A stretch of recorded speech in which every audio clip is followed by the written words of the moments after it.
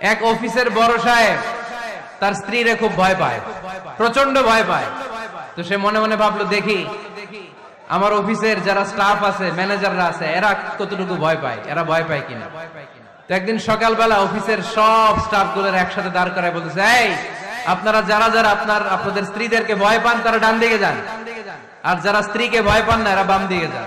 অফিসের সব কর্মচারী ডান দিকে চলে গেছে, সবাই ভয় পায়, একজন শুধু বাম দিকে। বাম দিকে কয়জন ভয় পায় না, আর যারা ভয় পায় এরা ডান দিকে, ডান দিকে সবাই। তো বড় সাহেব ভাবছে, আলহামদুলিল্লাহ আমার অফিসে একজন হইলেও বীর পুরুষ আছে। তো বীর পুরুষের কাছে যেয়ে বলে, ঘটনা কি, আপনি মোটেও ভয় পান না? কয়, স্যার প্রতিদিন অফিস করার জন্য যখন ঘর থেকে বের হয় আমার বউ আমারে বলে দেয়, খবরদার সবাই যেদিকে যায় তুমি কিন্তু ওইদিকে যাইবা না,